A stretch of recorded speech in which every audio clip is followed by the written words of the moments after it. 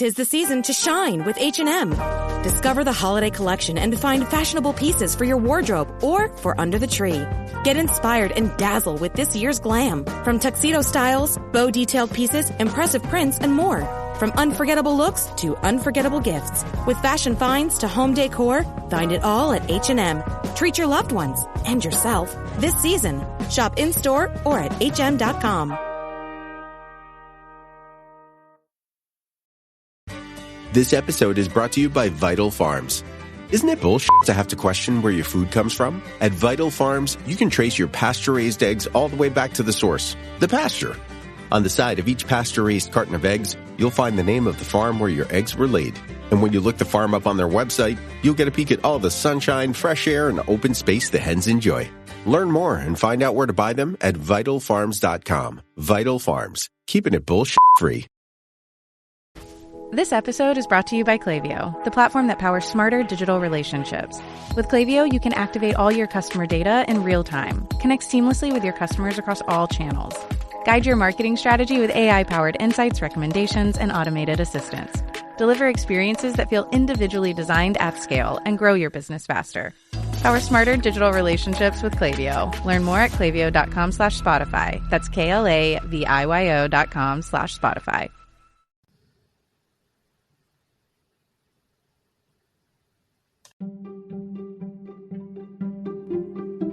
Welcome to the HCI family of podcasts. We're your source for personal, professional, and organizational growth and development.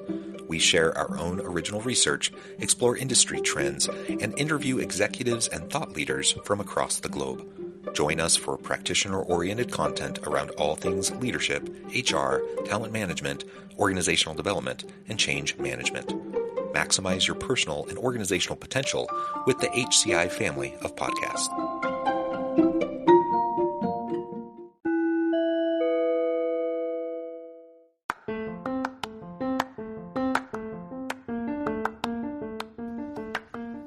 Welcome to the podcast. In this podcast episode, I talk with Deb Calvert about encouraging and supporting leadership at every level of the organization.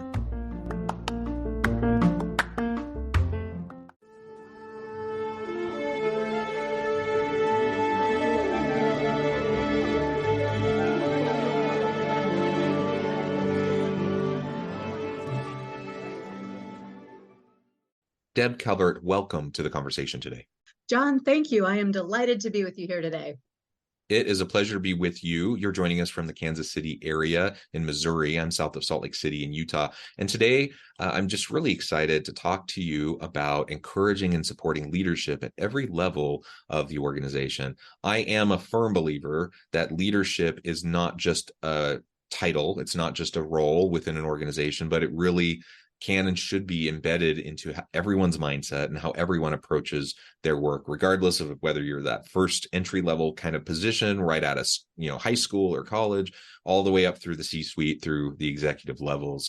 Everyone needs to be a leader. And we as organizational leaders need to be developing leadership competencies and capabilities within all the people on our team, regardless of what level they might be at. So I'm just thrilled to have the chance to talk with you and to unpack this together today. As we get started, I wanted to share Deb's bio with everybody. Deb Calvert is president of People First Productivity Solutions and founder of People First Leadership Academy, is an ICF certified executive coach and certified master of the Leadership Challenge. Previously, Deb was an HR director with a Fortune 500 company. She works with clients to build organizational effectiveness by developing leaders, improving team cohesiveness, and strengthening soft skills. She has been recognized as one of the 65 most influential women in business by Treeline. What a wonderful background. Again, a pleasure to have you. Anything else you would like to highlight by way of your background or personal context before we dive on in? I love this topic, and I'm so glad that we're talking about it. Let's see if we can blow some minds today, because maybe people haven't thought about themselves as leaders. I love blowing people's minds. That's like my favorite. So very good. So let's start with just the general kind of framing up of this. Why leadership development, and what connections are there between leadership development and other positive outcomes like employee engagement, satisfaction, productivity, innovation? Yeah, well, first, why leadership? I don't know about you, John, but every day, it seems like things get harder than they used to be. And I believe that in this world today, everybody, every single person is craving clarity and maybe control and a sense of leadership, direction, that we're all looking for someone to guide us. And sometimes we need to be self-leaders. And there's this big void. So I believe this topic is more timely than it's ever been. And it will always be an important one.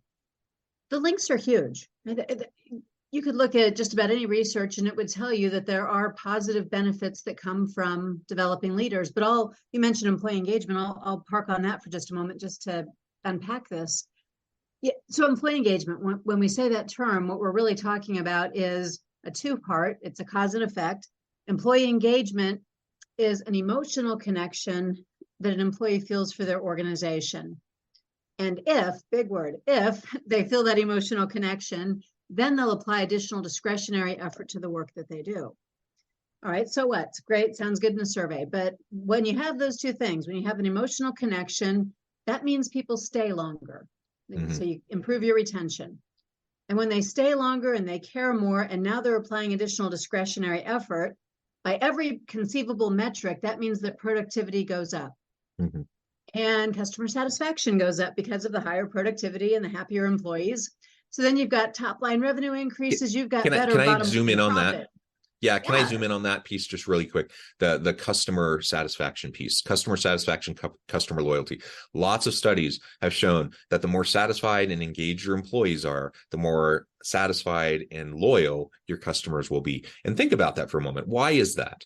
Now, just imagine, don't imagine, I mean, reflect on your experiences in places that have been really great, places to go as a customer, and places that have not been so great. When you go to a place where you have bad customer interactions, where you just get really frustrated and you're like, I'm never going back there again. I'm going to go tell all of my friends and neighbors that that's the most horrible place and I never want to go there and they shouldn't go there either. When those types of experiences happen, how happy, satisfied, and engaged do you think the employee is at that organization that caused that negative interaction? Usually they couldn't care less about the organization. They're ticked off for whatever reason. They're maybe burnt out. They're frustrated. They're certainly not happy with what they're doing, and they take it out on the customer. And that has huge negative impacts on customer satisfaction, customer loyalty. So that's just one little piece of what you were just describing. But I think we've all experienced that.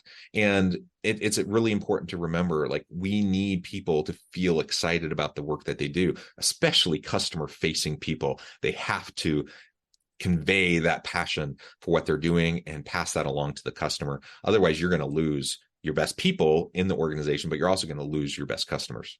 Absolutely. 18 years ago, when I named my business People First Productivity Solutions, that's exactly what the kind of thing that I was thinking about. And then, flash forward, employee experience equals customer experience. You can't unbundle the two. Yeah. And this beautiful domino effect, right? So we got productivity, customer loyalty, and satisfaction. You get better top line revenue. No surprise. Yeah. You save expenses, so you get better profitability. And if you can get all that, this glorious cascade of benefits from employee engagement, it begs the question, John, which is, all right, then just, how do you do it? How do you get employee engagement? And it's a good question that's been looked at from all sorts of different angles. Demographically, who is the person? Culturally, mission-based, who is the organization? But none of those factors has nearly the impact as does leadership development. Leadership development equals customer experience in double-digit impacts by every measure. So that's why I feel like employees deserve companies who will develop leaders and leaders at every level to give employees that opportunity to feel good about the work that they're doing and the companies they work for. Yeah. And now let's zoom in a little bit more on this idea of leaders at every level, because on the one hand, I'm thinking, from a training and development lens, I'm thinking, well, you don't want to do leadership development for everybody, because if it's expensive to do training and if people have no ambition and no desire to move into leadership roles or executive roles, why would I invest all this time and money into developing their leadership competencies? Maybe they're completely happy just kind of staying at a relatively mid-level within the organization. They can clock in, clock out, go home, spend time with their families. They don't want all the extra hassle and headache. Maybe that's where they're at, and they don't want all this other stuff. So why would I pour into them and invest in them leadership stuff that they're never ever going to want to do? So that's like the one, the training and development or learning and development hat, kind of the worst case scenario or devil's advocate position. How would you respond to that? We have to give 3 responses to adequately cover the subject. And the first is we have to unbundle what leadership really is. It's not management and it's not executives only. Leadership at every level is not a new concept, and it's not some fancy way of getting training to everybody in your organization. It's just an acknowledgement of reality. The truth is everybody leads. They already do. Whether you know it or not, or like it or not, they do. And if you don't help them to do it well, if you don't help them to be good guides, which is what leaders do, is they guide, then they're going to take things a direction you might not want them to go. So this is about, first of all, having some cohesiveness around what leadership looks like in your organization. Not executive, not management. Those are different, just leadership. The second reason is, well, if you're not developing those people, regardless of what ascension they do or don't want to make up your org chart, they will probably be pretty dissatisfied, and they'll probably be looking somewhere else for someone who will develop them. I've heard it said this way, John. So, oh no, what if we develop people and then they leave? Right? Yeah. And I, of course, say, oh no, what if you don't develop people and they stay? You're limiting your organization. Developing the leaders that people report to, but also developing people at every level. That means that they get greater capacity for the work that you're asking them to do. They can be more autonomous. They're going to be developing confidence. Confidence leads to courage. Courage is the wellspring of innovation. And there are many different business cases that we can make here, but ultimately it boils down to, if you want to unleash potential at an individual level and organization-wide, then leadership at every level is the reason to do that. Yeah, well said.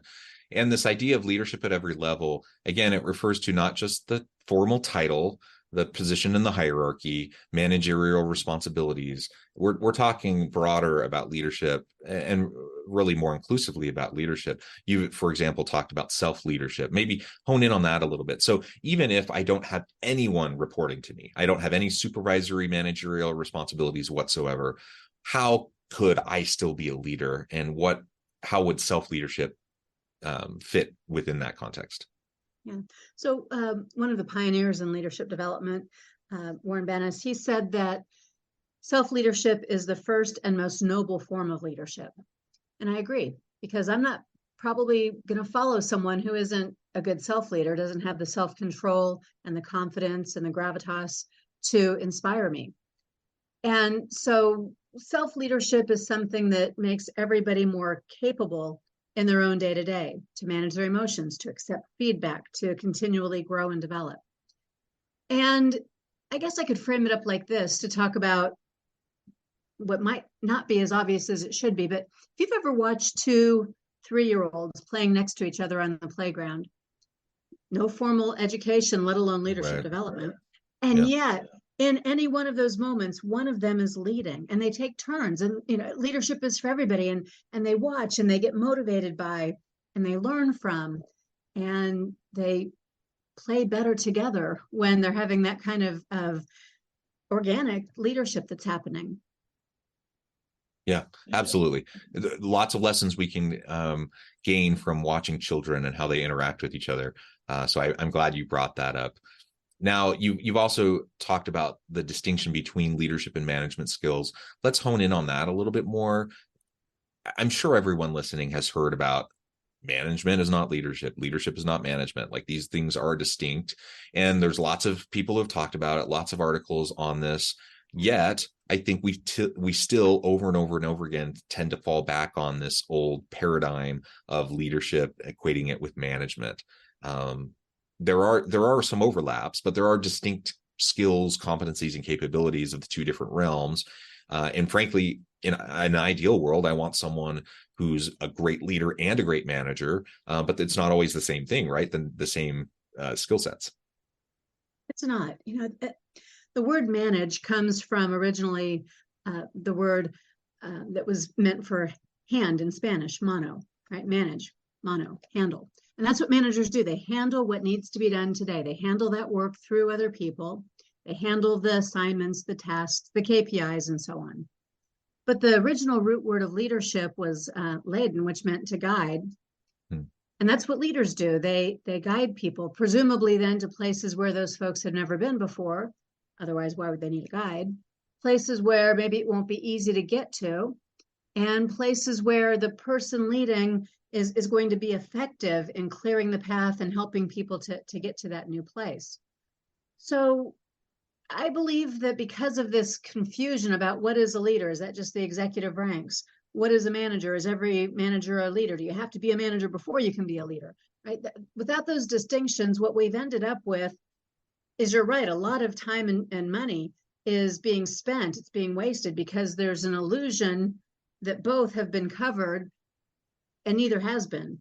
Like I'll give you an example, John. Think about all those executive education programs, the ones with great big price tags at major universities. Or you could think about those 1 or 2 year long programs offered by chambers and the like. And those are all great programs, but what they focus on are business acumen, networking, strategic thinking, decision making, ethics, executive presence, change management, analytics, right? Sustainability. They focus on lots of topics that aren't about leadership development. Those are certainly beneficial topics for any leader to know, but none of those drive employee engagement. None of those position leaders to improve the employee experience or to shape the culture of the organization. So inside an organization, you need basic supervisory skills for the science of managing, and you need true leadership behavior skills for driving employee engagement. And when you have that, you've covered the bases.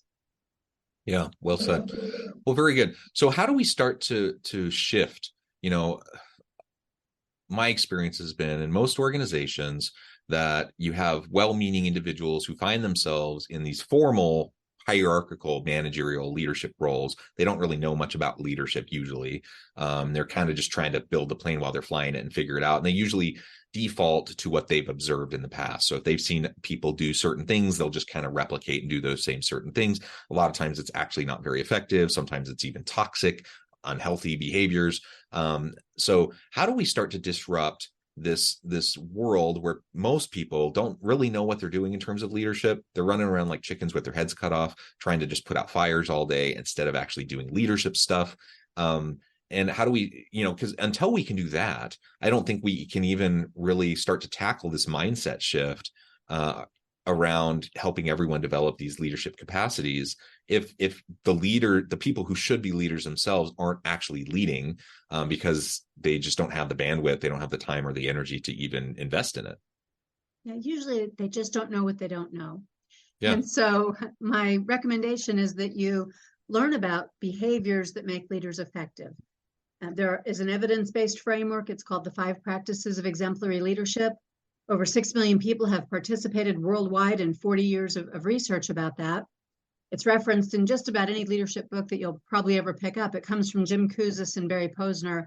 The book that they've written is called The Leadership Challenge, and that's also the primary branding around their workshops. But those 30 behaviors that are nested within all of that, every one of them has an impact on employee engagement. Every one of them is proven. You're not just guessing or trying to start from scratch to craft something. And it fits very nicely in with any other construct that you might have for your leadership development, because this is the piece that's behavior-based. Simple, 30 easy behaviors that anyone could do more frequently and will become more effective when they do. So I don't think you were after a commercial message there, but that's the one and only way I know that gets people to see leadership for what it is. It's a set of choices and behaviors. Yeah. And from your own experience, both with that framework and your own work, you've worked with lots of clients doing lots of great work. What would be maybe those 2 or 3 things that you would suggest to anyone listening today if they want to start taking these first steps forward? Yeah. Well, I'll give you a few of the behaviors as examples. I think one that is more important today than ever, given the state of the world, is a behavior that's super simple, and it's not going to be a surprise to anyone, but you have to actually choose it. And that's to actively listen to diverse points of view. So not just letting the sound fall in your ears, not giving lip service to, okay, let's do a round robin so everybody has an opportunity to express their opinion, but actively, as often as possible, mining for those diverse points of view, and then genuinely considering them and bringing them into the mix. I just think that's a solid starting place, and probably no one is doing that as often as they'd really like to be. Yeah, good. And others? Yeah. So some of the other ones are super easy. The one that rates most high, and I'll tell you the one that rates most often low in the assessment, the one that most often in my experience rates at the top of the 360 assessment that goes with this, is that you treat others with dignity and respect. Yeah. Okay? No brainer. But do it more often and do it very thoughtfully, because that could mean different things to different people. So know people to do it well. Yeah, well, and that does connect with the first one as well, right? Unless you're talking to people, getting access to and exposure to diverse perspectives and really carefully listening, you're not going to be in a position to treat people with dignity and respect. You're just not. And it really is that simple. Like the number of times I tell this to clients or, people who are in training sessions or just students at the university, that like you boil all of this down. You boil all of the leadership stuff, all of the organizational behavior stuff, all of the change stuff. You boil it all down to like some very simple things. One of the most simple foundational pieces is treat people with dignity and respect. Like if you just like if we would all just treat people with dignity and respect, this world would be so much better. Organizations would run so much better and would be so much more healthy. And all of the division and the polarization that we see in society, it wouldn't magically go away, but you just listen to people and treat them with dignity and respect, and be a little bit compassionate towards their perspective. And my goodness, so many of the challenges that we face would not magically go away, but they bleed to the background a little bit, and we'd be in a better position to address them in meaningful ways. So I love the two that you just mentioned. I think that is like perhaps the most important thing that anyone can do within their organization, within your own self-practice, within your working with your teams. Listen hard, try to get diverse perspectives, and not in performative ways, but actually paying attention and really taking into account what people are sharing with you. We've all been there. We've all been in those meetings where people ask for input, and you know very well that they've already made their decision and they're just going through the motions to so people can feel like they're being included. And you know that they're not actually taking into account your perspectives. That's frustrating. That's demotivating. That's actually not going to build any engagement. It's going to erode engagement and trust. And then treating people with dignity and respect at that foundational level, just recognizing, helping people recognize what your company, what your organization is all about is about people. It's about treating people well. And we're going to disagree on things. We're going to vehemently disagree on things at times. And sometimes, we're going to be at huge odds and butting heads with each other, but we're still going to be focused on treating each other with dignity and respect, recognizing that people have good reasons for their perspectives. And it's built on experiences, it's built on their own unique background. And until we can listen hard and understand where they're coming from, we're probably going to be missing out on some really important pieces that can help us perform better, serve our clientele better, bring more value to the marketplace. Well said. Just like you said earlier, watch the 3-year-olds on the playground, right? They typically do more of that than sometimes we see in office places. So let me give you the bottom one. It's not nearly as easy as the first two. So it is that the leader is asking for feedback about how his or her behaviors affect other people's performance. So it's a two-parter. Asking for feedback is hard enough, but now asking for very narrow, specific feedback. I did this, John. How did that impact you? It's a scary, scary premise, but highly effective. Yeah, no, it can be. People often don't like holding that mirror up in front of their face and looking at and acknowledging what is staring right back at them. It can be really hard, especially if we know if we're feeling a little vulnerable, we're feeling maybe a little bit of imposter syndrome. We already recognize that, we don't know what we're doing. And so we're really nervous about how we get the feedback. We want people to like us. We want people to see us as competent, etc. But leaning into a space where, there's psychological safety, where everyone knows that they can share with each other what they're thinking. And when we create that kind of an environment, it creates a much more robust place for that feedback to happen, so that we're not just sharing the niceties because we're worried about how people are going to respond. We're not just, dealing in passive aggressive behaviors because we don't want to confront things head on, right? Simple, right? Choices day to day in everything that you do, choosing more often to demonstrate these leadership behaviors makes you effective as a leader, regardless of level. And it doesn't have to cost a fortune for companies to do this. That's a myth as well. So yeah, it's and everything we just into. talked about, those 3 areas, I suspect anyone listening would say, yeah, I would love for everyone in my organization to better further develop those 3 competency areas, right? And those skill sets. So let's do it. Let's commit to it. Well, Deb, it has been a real pleasure. I know at the time I need to let you go here in just a minute, but before we wrap things up for today, I wanted to give you a chance to share with the audience how they can connect with you and find out more about your work, your team, and then give us the final word on the topic for today. Well, thank you again, John. My company is People First Productivity Solutions, the website People First PS. You'll find me, Deb Calvert, on LinkedIn, or you can go over to Amazon and get my brand new, hot off the press, latest book release. It's called Discover Questions for Connections, Clarity, and Control. And it's all about using questions to be more effective as a leader and in anything that you do. I'll give you this wrap-up thought on the topic. It's a quote from Eleanor Roosevelt. She said, "A good leader causes others to be confident in the leader. A great leader causes others to be confident in themselves." Yeah, I love it. Leadership at every level. I love it. Deb, thank you so much for your insights, for sharing your time and experience with all of us. I encourage the audience to reach out, get connected, find out more about what Deb can do for you. Check out the new book. And as always, I hope everyone can stay healthy and safe, that you can find meaning and purpose at work each and every day. And I hope you all have a great week.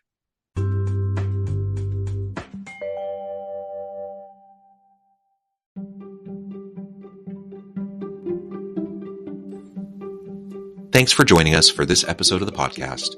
We hope you stay healthy and safe, and please join us again soon.